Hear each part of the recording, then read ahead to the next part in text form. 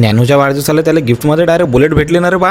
तर जय गजानन माऊली. आता नॅनूला तुम्ही माझ्या व्हिडिओमध्ये खूप वेळा पाहिलं असेल, मी त्याची खूप मजा घेत असतो. पण असं म्हणतात ना की आपण ज्याच्यावर सगळ्यात जास्त राग करतो किंवा ज्याची सगळ्यात जास्त मजा घेतो तो आपल्या सगळ्यात जवळचा असते. मग आता नॅनूचा वाढदिवस आहे म्हटल्यावर संध्याकाळी ऋषीला सोबत घेतलं आणि आम्ही आलो केक घेण्यासाठी. इथं आल्यावर तर लय खतरनाक केक होते बा, पण आपण आपला केक पहिलेच बुक करून ठेवला होता. आता नॅनू कोणतं, नॅनूची माझी ओळख 7-8 वर्ष आधी झाली होती, कारण की ज्या हॉस्पिटलला नॅनू काम करते त्याच हॉस्पिटलला मीही काम करत असतो. आणि हा व्हिडिओ पूर्ण पाहिल्यानंतर तुमच्या जीवलग मित्राला या व्हिडिओच्या कमेंट बॉक्समध्ये नक्की मेन्शन करजा, कारण की आपल्या प्रत्येकाच्या आयुष्यात एकतरी असा मित्र असते की ज्याच्याजवळून आपण कोणतीच गोष्ट लपवत नाही आणि तोही आपल्या सुखादुःखात आपल्या मागे सावलीसारखा ठामपणे उभा राहतो. एक तो नॅनू आणि एक हा नॅनू, या दोघांवरही या गोष्टी पूर्णपणे सूट होतात. केक घेतला, फटाके घेतले आणि डायरेक्ट येऊन पोहोचलो राजभाऊच्या विनायक भक्त निवासवर. इथं फक्त फॅमिलीले रूम भेटतात, लपड्यावालेले नाही, म्हणून शेगावला आले तर तुम्ही या ठिकाणी रूम बुक करू शकता. तिथं पोहोचताबरोबर नॅनूनं सगळ्यात पहिले माया दर्शन घेतलं आणि ते घेतलंही पाहिजे, कारण की मायासारखा एवढा चांगला माणूस त्याच्या जीवनात आला. त्यानंतर टेबलवर मस्तपैकी केक वगैरे ठेवला आणि धपाधप फटाके फुटायला सुरुवात झाली. जसं की आज नॅनूचा वाढदिवस नाही, डायरेक्ट लग्नच आहे. मी तर नॅनूला लय वेळा सांगतो, लेका तू मित्रालाच एवढं जीव लावतो, तू तुझ्या लग्न झाल्यावर तुझ्या बायकोला किती जीव लावशील. तो बावल्यासारखा हसते बा. काय माहित लग्न झाल्यावर आम्हाला विसरून जातं काय, कारण की असे खूप सारे लोक असतात लग्न झालं की बायकोचे बैल होतात आणि मित्राला विसरून जातात. आहे की नाही पोट्टे बरोबर. केक वगैरे कापणं झालं आणि सगळ्या मित्रांनी नॅनू सोबत एक करून फोटो काढायला सुरुवात केली. जाऊ दे बा म्हटलं नॅनू, आज तुझा दिवस आहे, आज माझ्यासोबत एक फोटो काढून घे. तसंही वर्षभर तर मी तुझी मजाच घेत राहतो. व्हिडिओ काढता काढता अचानक माया या राजभाऊवर लक्ष गेलं तर हे तर एवढं लाजू राहिले की एखादी पोरगी बी लाजत नशीन. शेवटी जाता जाता नॅनूनं माया परत एक वेळा दर्शन घेतलं आणि मी त्याला आशीर्वाद दिला की पुढचा वाढदिवस जोडप्यानं झाला पाहिजे. मी शेवटी निघता आपल्या लाडक्या दुर्गेश भाऊची भेट घेतली, राजभाऊच्या भावाची भेट घेतली आणि नियमाप्रमाणे तुम्ही मला फॉलो नाही करत हे माहित असल्यावर तुम्हाला एक वेळा म्हणून टाकलं की फॉलो करून घ्या म्हणून. जाऊ द्या, याच गोष्टीवर आपण भेटू पुढच्या व्हिडिओमध्ये. तेव्हापर्यंत चिंता राही ना भाई. बोलो गजानन महाराज की जय.